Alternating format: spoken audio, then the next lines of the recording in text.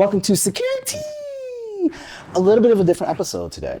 I'm sitting here with someone that I just recently came across, and I'm not sure how that really happened.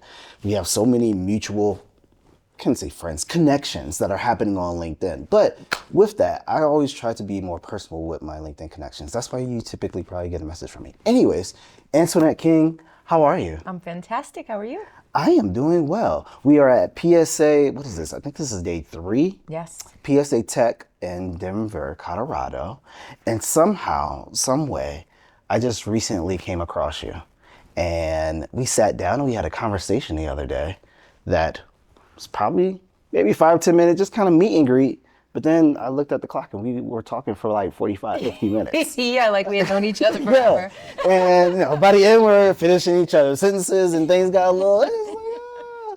But I feel as if we have similar, well, perhaps now our backgrounds are a little bit reversed, right? So me, all the 20 years in cybersecurity, and you come from the physical security space that transitioned into being more of cyber-minded. Wouldn't say you totally got away from physical, right? But more cyber, leaning more cyber than anything else. And then one of the things that during that conversation that really popped off to me was this convergence, and how I've said probably a couple times, I think on this show, but also in conversations that I have, that I see security a little bit like religion. And there's probably a better analogy, but there are different sects and portions of religion that may not believe certain things or a little bit of differences, right? But overarching, for us, it's security, right? And no pun intended with the T part. But because there are so many different sects, but we all converge on the same thing. And so how I feel very passionate about the convergence topic of, keep saying the word convergence, with the physical, the cyber, and the other parts with IT, OT, and all these things they coming together. And the adoption of that being a little bit more slow within, or at least on the physical side. But first, for the people that may not know you, tell us a little bit about yourself. All right. So I'm going to give you the abridged version because it's quite a journey. If you're really interested, Another 50 minutes. Check me out on LinkedIn. But the net of it is I started my career in physical security in integration as a technician, and had some background in networking way back when Windows NT was the operating system of choice. So when I started, everything was analog, and I grew up in the industry during that transition and we called convergence back then, the convergence of analog and digital. So that was the original, that was Convergence 1.0. We are now in Convergence 2.0. So over the course of my career, I started realizing that this overlap between physical security and cybersecurity was becoming more and more.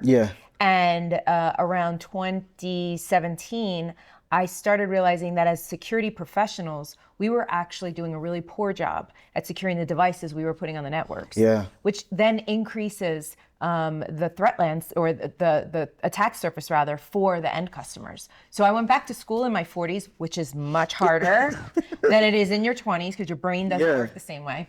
And I got my master's in cyber policy and risk analysis. And at that point, I started seeing things that I couldn't unsee. Such as, could you give an example? Absolutely.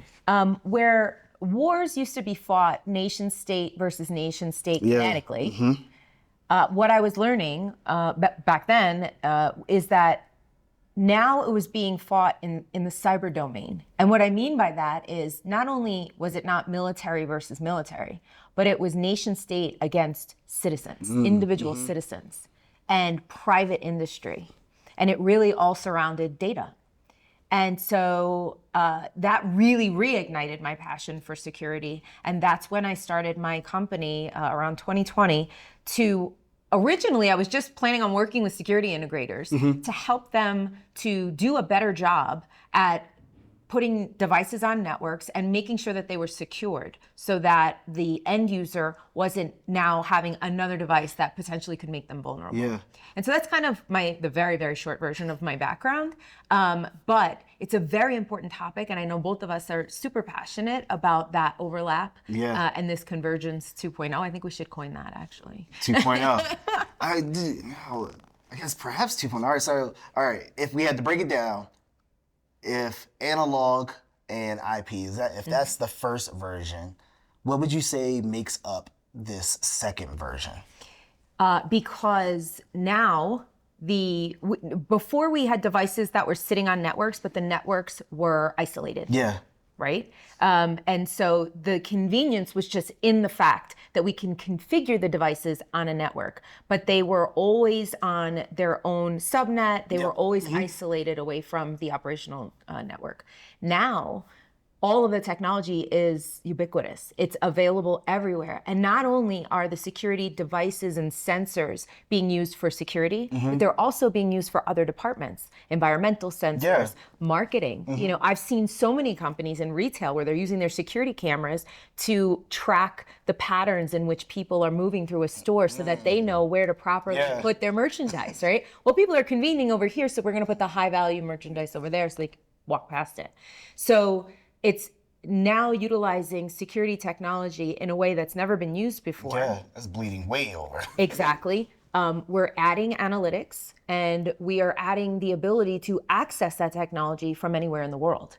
So whereas before you had to be on site in order to look at the video, now I can be in Utah and look at video in New York. Yeah. And so that convergence for the physical cyber side of things is twofold. One is the fact that we need to be able to secure the devices. So from a cybersecurity perspective, those IT devices that we're using have to be properly configured.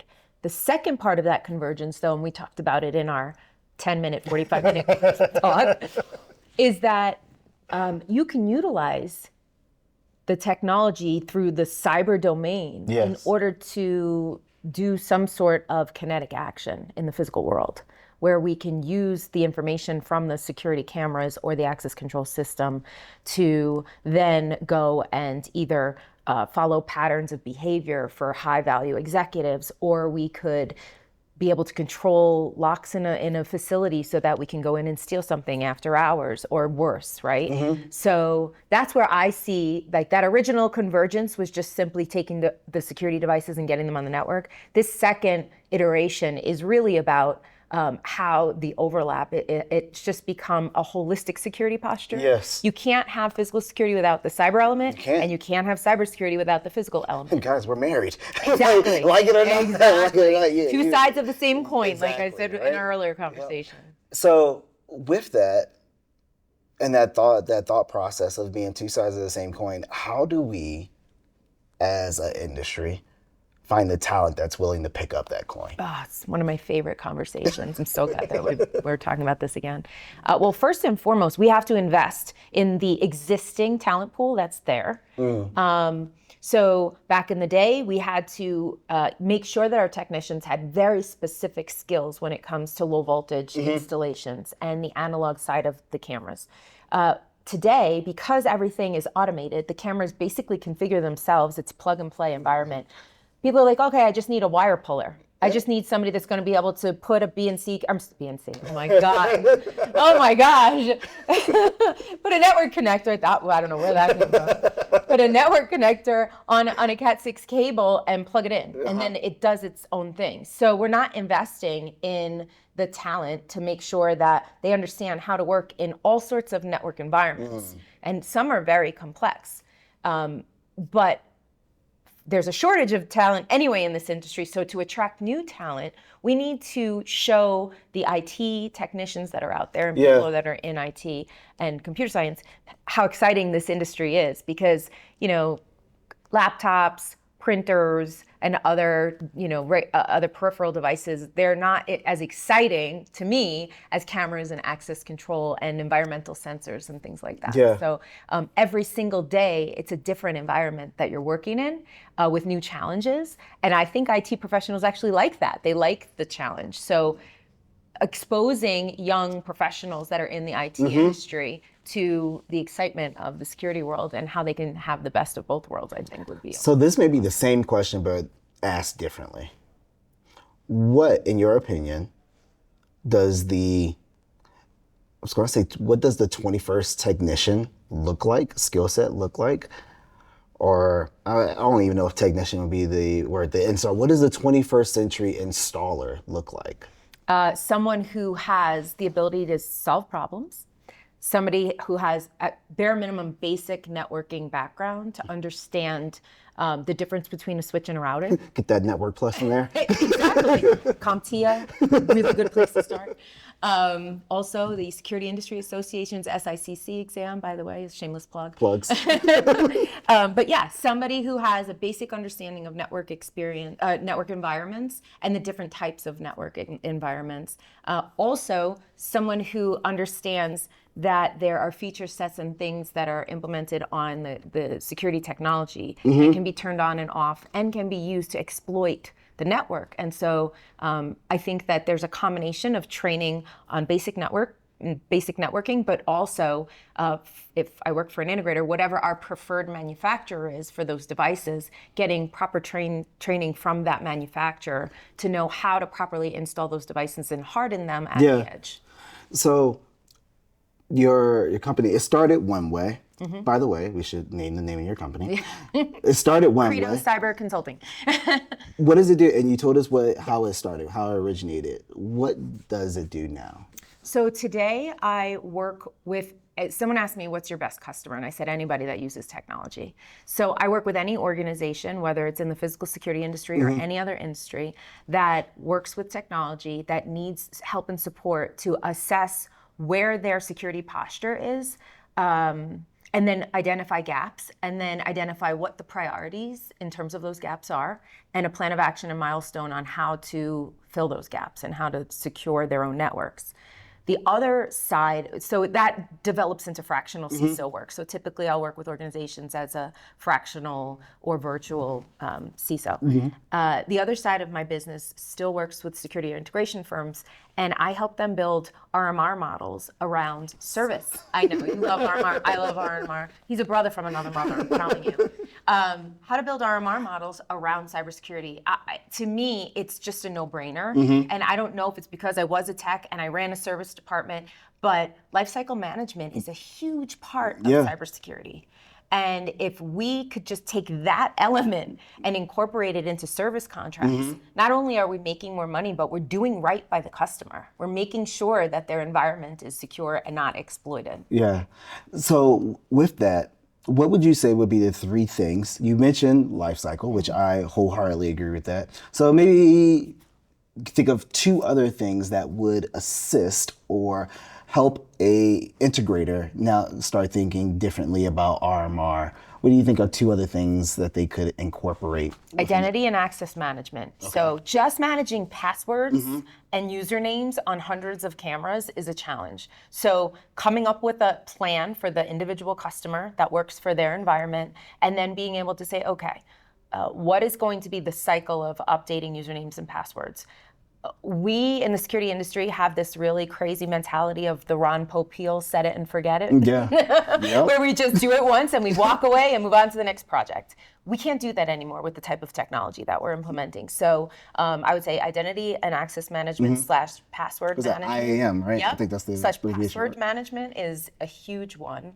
And then I would say a third from the RMR and cybersecurity is really the integrations. Making sure that if there are APIs or any other integrations between disparate technologies, that those are secure and updated. Oftentimes, we see one technology will get updated, then the other one breaks. Yes. There's an integration. So just making sure that there's a strong relationship between the multiple vendors and bench testing and sandboxing updates and those integrations before they implement them. I mean, which really takes this whole, once again, within the cyber world, as you launch any piece of software, you're introducing something new to your network, you have those things sandbox and you go through those different implementations and translating how that is done and the infrastructure, the guidelines that are done on the cyber side or the IT side. and how transitioning that to more of a physical space. Yeah. At least from I'm aware of, there's no current standards as to No, and that's the hardest part. We don't have standards in our industry in terms of best practices for cyber. Yeah. For a few reasons. One, each manufacturer has their own flavor of the month. And then two, again, because of the mentality of our industry, back in the day when we would try to work with IT departments, we would get roadblocked because they had a limited number of IP addresses. So we would just say, okay, just give me 2. And that was because we would do dual NIC cards on the server, and then we would build our entire own back-end network that half the time they didn't even know about. You got the whole VLAN going. Exactly. And so we were part of the problem. It was like, we got stiff-armed by them, so we're like, we'll show you, and we're just going to build our own network. So that is absolutely the mentality of today, which, yes, segmentation is very important, right? We want to make sure that technology is segmented off of the network for so many reasons. But we have to be able to have conversations with the IT and cyber professionals before we build out those networks, because even though we're going to build out a different segment or VLAN, we want to make sure that we're complying with all of the policies that organization has around cybersecurity, because that shadow IT, again, is a blind spot for the organization, and it's not right. So, but we were part of the problem. And that's really why I'm trying to evangelize for more of this broadened understanding of security overall, is because an old boss of mine used to say, either you're part of the problem or part of the solution. Well, I was part of the problem. Now I'm trying to be part of that solution.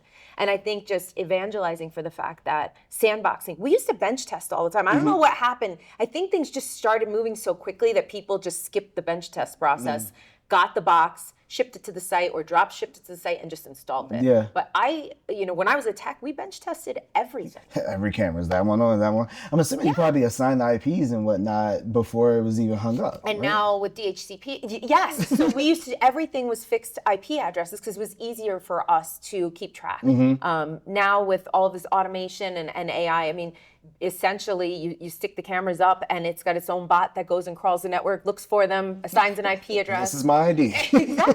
Exactly. And so, it takes a lot of the onus off of the installer, and it automates and makes people more efficient, but it also takes the human out of the loop. And that's a problem. Of not knowing, what's the actual, so going back to the whole IAM. I went out, got my own IP address, and so, but perhaps people on the back end user may not know what that IP is. Right. It's not, what's the device? Why is it here? What can it do? All of those questions. So another thing that came up while we were talking, and how you said that you are trying to be part of the solution. You have, how many books have you written? I've written 2 and I'm working on my 3rd. All right. So give me, do you recall what, I say do you recall? You probably recall because you wrote the book. What are the 2 titles of those books? Sure. So I have The Digital Citizen's Guide to Cybersecurity, and I have Chalk Dust to Digital Trust. What do they each talk about? Sure. Digital Citizen Guides to Cybersecurity was actually inspired by a digital learning day that I did in October of 2019, right before COVID, for 4th and 5th graders. Okay. I was asked to talk about cybersecurity to 10-year-olds. And that's how you measure if you could do this efficiently or not. Exactly. And of course, you give me a challenge and I'm going to step up.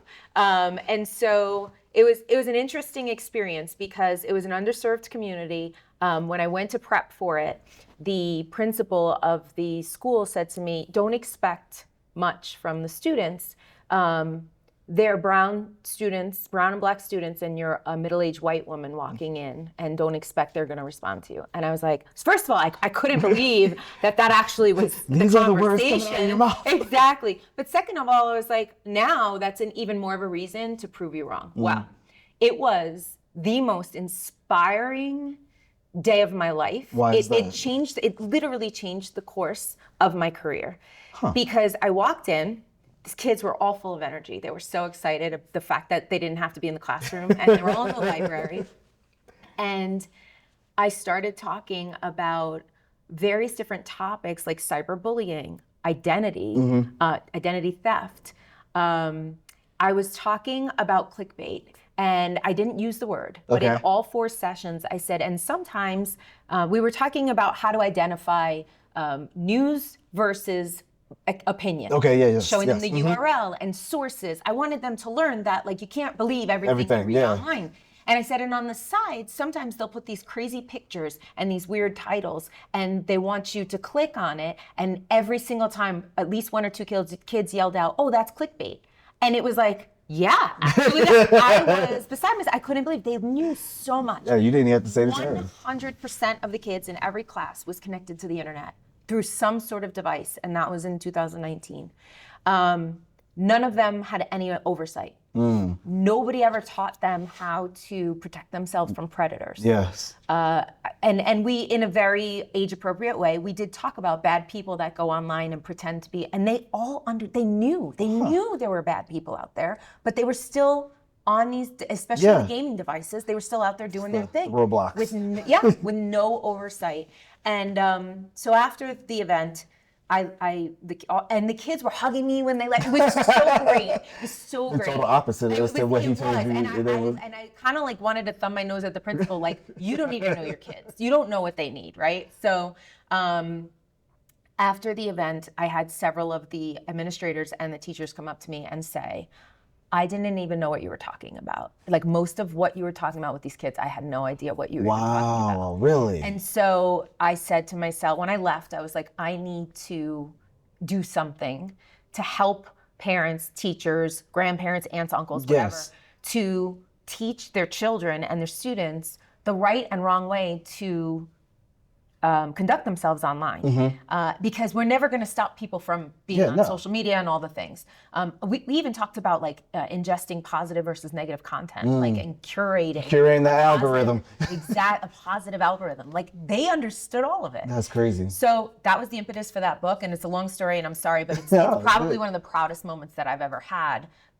In that I connected with the important people, in my opinion, the most vulnerable people in our digital citizen world, right, is the young kids. And so every chapter has a checklist of things that parents can do with their kids. I actually even created an acceptable use agreement. Oh, really? That parents can sit down with their students or their children, and I gave them guidelines, but they can change it however they want and say, what's an acceptable way, an appropriate way for me to conduct myself online? Wow. And you have a checklist of things. And so, and how to lock down your cell phone and lock down your social media accounts. Every chapter has something that they can do. And it's in very, very layman's terms, very anecdotal. I even talk about sharenting, where parents overshare about their kids and their kids have no say in it. Yeah. And then when their kids grow up, all this content. That's this information and data on me online. Yeah. Yeah, I know a lot of parents that refuse to put their kids' faces online. Which is appropriate, right? It's appropriate. And the other book, Chalk Dust to Digital Trust, is specifically written, it's actually co-written with one of my colleagues, Michelle Krieger. She's a data privacy officer in Western New York. And we wrote it specifically for school districts because a big segment of my customer base are K-12, and they have very few resources when it comes to cybersecurity, and they have a really hard time retaining talent because when they do get people that are really good, they find jobs in the private sector that pay more. That pay more. So that is the same format, and we centered everything around governance and how to properly implement ed tech through a governance organization within the school district, just to make sure that it's safe, it's appropriate, the data is being protected, and it really serves the mission of the school. And so those are the two separate projects, but they align kind of similarly. Yeah, I mean, very, very similarly. Still almost similar audience there. Yeah. And this third one, do you want to talk about? Sure, at least I'll any of tease it at all? A little bit. So I'm also co-authoring this book with another female colleague of mine. Her name is Dana Castine, and she and I both have similar passions around convergence. Okay. And one of the things that we've talked about for a couple of years now is the fact that there's really no way to measure your convergence security. Oh. And so security and maturity. So we came up with a model. It's called Security Convergence Maturity Model. And it's kind of like if CMMC and NIST had a baby, this would be the model. Maybe this is the precursor to that. And basically, we have come up with 6 domains and 5 levels of maturity. And we identify security across all technology, including data technology and IT stuff, also industrial IoT and IoT, and really identifying where each of those elements within your ecosystem fall. And the problem that we've identified is that typically the regular data network and IT data network is pretty secure in most cases. It's like usually there's a base level.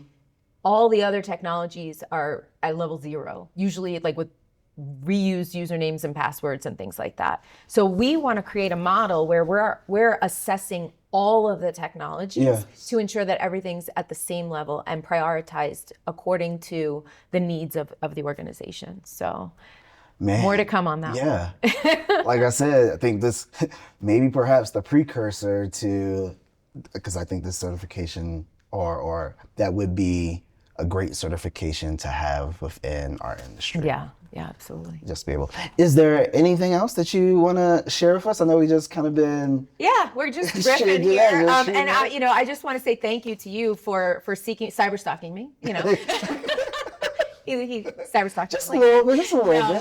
It's been such an honor to meet you and to talk to you, and it's so exciting to have fresh faces in our industry talking about things that are really important. Yeah. So kudos to Motorola for getting Xander onto the team, because way to go, Motorola. Yeah, absolutely. I think we need more voices out there talking about your experience from the cyber side, right? Yes. And evangelizing for making improvements to our industry, because together we're stronger. So thank you very much for the conversations. It's been such a blessing. It has. I don't think this will be the last time that we talk. No, definitely not. Thanks for being on, Ms. Antoinette King. For everyone else, thank you for tuning in to Security. As always, slip me a direct message, a DM. Let me know a security headline that you want for me to check out, and I'll bring the receipts. Cheers.